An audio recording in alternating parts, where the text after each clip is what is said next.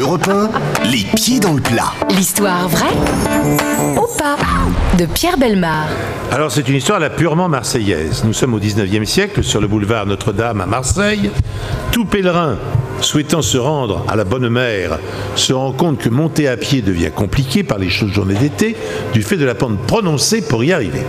Les Marseillais profitent alors de la révolution industrielle pour passer un appel d'offres et faciliter ainsi l'acheminement des pèlerins au sommet de la colline. La préfecture et la mairie ont du mal à choisir parmi la dizaine de projets, mais c'est finalement le projet d'ascenseur d'Émile Maslin, un ingénieur local, qui est retenu et mis en service en 1892. Il a imaginé un système simple et efficace qui fonctionnera pendant 75 ans sans incident majeur et fera le bonheur des milliers de pèlerins venus prier la Bonne Mère. Un bonheur pas partagé par tous, puisque dès l'année 1930, l'ascenseur devient de plus en plus impopulaire auprès des riverains. En effet, un bruit assourdissant se dégage de ces cabines à tel point qu'elles deviennent un cauchemar pour les habitants de la colline. Alors après de multiples analyses qui dureront près de 10 ans, des experts croient enfin déceler la cause de ce vacarme. L'air marin marseillais ferait rouiller les mécanismes de l'ascenseur, créant ainsi un frottement inévitable dans les roulements de la machine. Un frottement devenu tellement source de discorde que la mairie décida, le 11 septembre 1967, la mise hors service définitive de l'ascenseur, permettant ainsi aux riverains de retrouver leur tranquillité d'antan. Bravo. Pierre Bellemare, donc une bien belle histoire. Est-ce que Laurent y croit?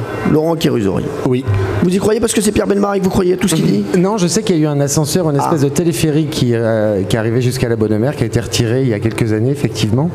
La rouille, j'y crois aussi. Donc vous croyez à cette histoire? Je crois, oui. Valérie? Oui, j'y crois. C'est très plausible. Elie Moon. C'est très plausible. Oui, moi je trouve ça très plausible. Très bien, merci. Jean-Luc? Moi je suis très penché tout ce qui est escalator, ascenseur ou monte-charge, et donc je n'y crois pas. Et Laurent Guillet? Non, moi j'y crois. Alors, on a entendu des cloches sonner pendant l'histoire de Pierre Bellemare. C'est des vraies cloches à côté, c'est pas bien sûr, du tout un bruitage. Oui, parce que les gens pensaient que c'était moi. On est dans la vraie vie. On est dans la vraie vie. On est vraiment à Marseille. Merci Laurent Il y a des Guillet. vrais gens devant nous. Gladys, est-ce que vous y croyez à l'histoire de Pierre Bellemare? Je vais faire confiance à Laurent parce qu'apparemment il connaît bien le terrain, donc je vais croire Pierre Bellemare, oui. Eh oui, Laurent Kéruzori, bien sûr, pas Laurent Guimier, qui nous parlait de ses cloches. Donc Gladys, on aura la révélation dans un instant de Pierre Bellemare. Pierre, est-ce que cette histoire était vraie?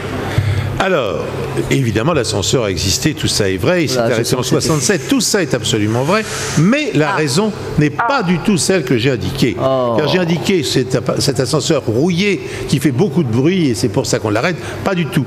C'est à cause de la circulation, car il y avait tellement d'embouteillages en bas par les gens qui voulaient prendre cet ascenseur et qui ne savaient plus où se garer. Donc ça faisait des embouteillages considérables en bas, devant l'entrée de l'ascenseur, qu'on l'a finalement supprimé. Donc ça n'a rien à voir. On s'est fait avoir. Non, pas moi. Pas dans le coup.